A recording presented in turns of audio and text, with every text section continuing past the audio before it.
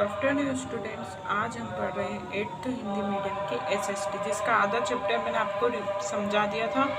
बाकी का बचा हुआ मैं आपको समझाऊंगी। तो इसका ये वाला पॉइंट है अमेरिकी क्रांति।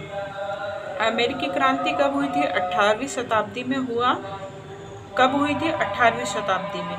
इसमें क्या ब्रिटिश सरकार द्वारा क्या लगाई गई थी? जो पाबंदियाँ, व्यापारिक पाबंदियाँ इस पे लगाई गई थी, इसका प्रमुख कारण थी। अमेरिकी क्रांति में क्या हुआ? अमेरिकी क्रांति उपनिवेश के लोग कंपनी के इस एकाधिकारी से अप्रसन्न थे। उपनिवेश मतलब जो दूसरे देश से आए हुए जो लोग थे ना, जो जैसे किसी जीत को विजय प्राप्त कर रहे थे, उसे क्या कहा जाता है? उपनिवेश। तो वो लोग कंपनी के इस एकाधिकारी से अप्रसन्न थे, क्योंकि उपनिवेश बस्तियों की सहमति के बिना ही ऐसा नियम बनाया गया था। अतः उपनिवेश में इस चाय की नीति का जमकर विरोध हुआ। किस में हुआ? अमेरिकी क्रांति में क्या हुआ? चाय की नीति पर भी जमकर विरोध हुआ, क्योंकि वहाँ पर क्या था, उसकी सस्ती चाय के माध्यम से इंग्लैंड बाहरी कर लगा रही थी। मतलब सस्ती चाय पर भी इंग्लैंड क्या कर रही थी? बाहरी कर लगा रही थी, और उसके माध्यम से अपने जो अधिकार को बनाए रखना चाहता था। अतः पूरे देश में चाय योजना के विरुद्ध आंदोलन शुरू हुआ। इसमें क्या है कि ब्रिटिश सरकार ने चार्ल्स ग्रैनविल के नेतृत्व में उपनिवेशों की सुरक्षा प्रदान करने का व्यय वहन करने के लिए उनके व्यापार के कानूनों पर सख्त पाबंदियां लगा दी गई। सरकार ने उपनिवेशकों को इस गैर कानूनी जो आचरण की तीव्र प्रतिक्रिया थी। किसने करी थी? ये ब्रिटिश सरकार ने करते हुए बोस्टन बंदरगाह को किसी भी प्रकार के व्यापार के लिए बंद कर दिया गया था एवं उनको सेनाओं को बुला लिया गया था।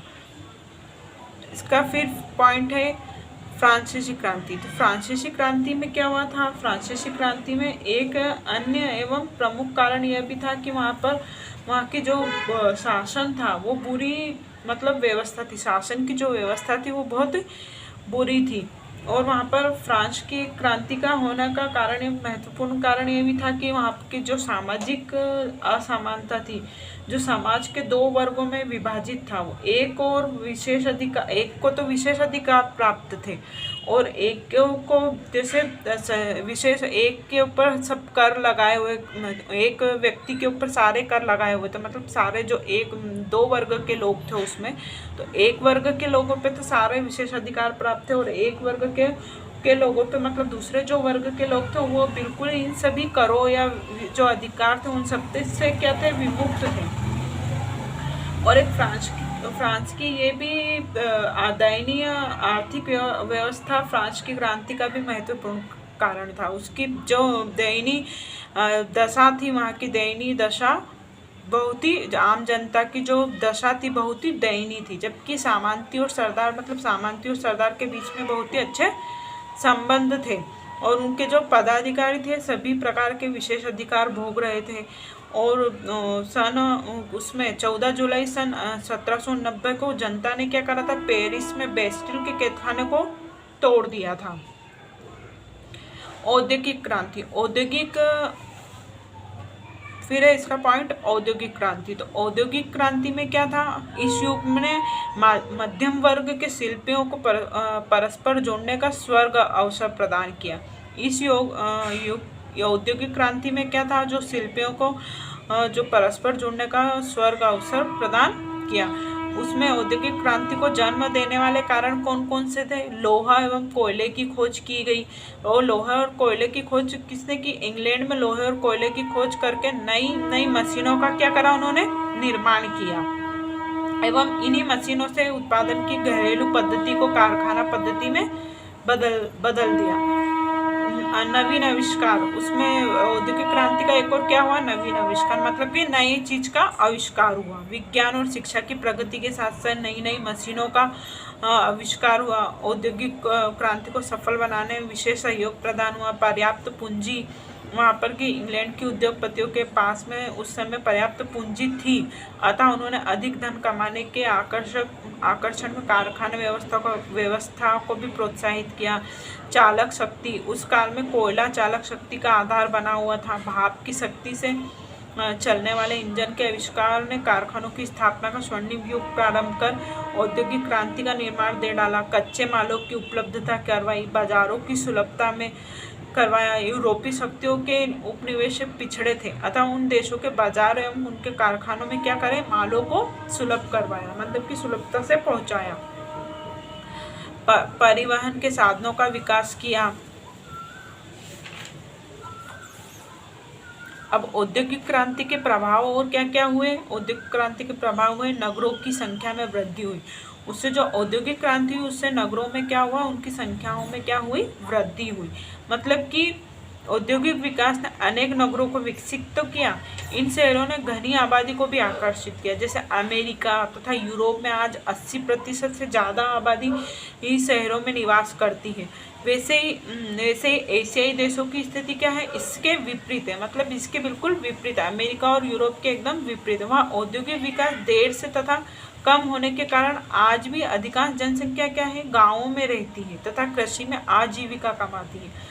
उसी हिसाब से पूंजीवाद का भी प्रारंभ हुआ। औद्योगिक क्रांति के पश्चात औद्योगिक पूंजीवाद का आरंभ हुआ। वहाँ की जो अर्थव्यवस्था थी, जिसमें पूंजी अर्थात उत्पादन के सभी साधनों का संकेंद्रण कुछ ही लोगों के, जैसे कारखानों के मालिक के हाथ में जो होता था, वो पूंजीवाद लोग अधिकांशतः मजदूरों का शोषण करते थे, मतलब मजदूरों का शोषण करते हो, जिस कारण समाज में अनेक आर्थिक असमानताएं उत्पन्न होती थी। वैसे मजदूरों को जीवन शोचनीय हो जाता है उसमें। और थर्ड है जैसे इसका नवीन राजनीतिक विचारों का उदय। उसमें क्या है, कार्ल मार्क्स, रॉबर्ट ओवेन एवं सेंट साइमन ने राजनीतिक चिंतन में समाजवाद और साम्यवाद के सिद्धांतों को जन्म दिया, साम्राज्यवाद का प्रसार किया। वैसे ही भारत में औद्योगिकरण, तो भारत में औद्योगिकरण कब हुआ, सन 1857 की क्रांति के बाद औद्योगिक क्रांति का सूत्रपात हुआ। उसमें क्या है, भारत में कानपुर, मुंबई, कोलकाता, सूरत, अहमदाबाद, सोलापुर और नागपुर जैसे नगरों में तेजी के कारखानों की स्थापना की गई। रेल एवं सड़क के भी परिवहन के विकास हुए। भारत में सूती वस्त्र, सीमेंट, चीनी एवं लोहा इस्पात उद्योग का विकास तीव्र मतलब तेज गति से प्रारंभ हुआ। यूरोपीय शक्तियों द्वारा एशियाई और अफ्रीकी देशों में विजय हुई। जैसे यूरोपीय शक्ति के लिए विजय के बीच रोपने के नए एशिया तथा अफ्रीका महाद्वीप के निर्धन और पिछड़े हुए देशों की भूमि अधिक उर्वरक लगी। इसी के परिणाम स्वरूप भारत इंग्लैंड के साम्राज्य का अंग बन गया। यह ब्रिटिश शासन ने अपने उपनिवेश स्थापित करके भारत के शोषण के द्वार अपने देश के लिए खोल डाले।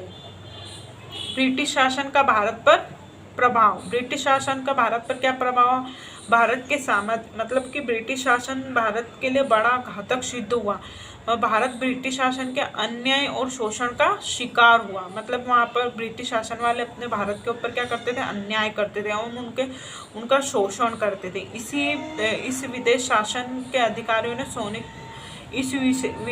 विदेशी शासन के अधिकारियों ने सोने की चिड़िया कहलाने वाले भारत के क्या करे, पंख नोच डाले, क्योंकि वो अन्याय करते थे एवं शोषण करते थे। कैसे, सामाजिक जीवन पर, मतलब अपनी सामाजिक जो जीवन थी उस पर भी क्या करा, प्रभाव पड़ा। जैसे कि भारतीय समाज की बिल्कुल आधारशिला कहीं जाने वाली वर्ण व्यवस्था पे ढील हो गई। समाज में मध्यम वर्ग, खेतीहर मजदूर जो रहते थे, किसान लोग, उनके वर्ग का उदय हो गया। समाज में ईसाई धर्म का प्रारंभ हो गया। वैसे ही भारत के आर्थिक जीवन पर भी प्रभाव पड़ा। जैसे ब्रिटिश शासन ने कूटनीति के द्वारा भारत का आर्थिक शोषण किया और ब्रिटिश शासन ने भारत के परंपरागत शिल्पों को नष्ट कर दिया गया। वहाँ के जमींदारों दे दी गई और अतः किसानों के साथ क्या करा, शोषण। उनकी जो जमीन थी, उनकी भूमि थी किसानों की, वो दूसरों को दे दी गई और वहाँ के किसानों के साथ क्या किया, उन्होंने शोषण किया। ब्रिटिश शासन ने और कूटनीति ने भारत के कुटीर उद्योग धंधे जो थे उनको भी क्या कर दिया गया, नष्ट कर दिया गया। भारत के जो कच्चे माल ब्रिटेन जाने वाले वहाँ के तैयार माल को क्या करा, भारत में बिकने लगे।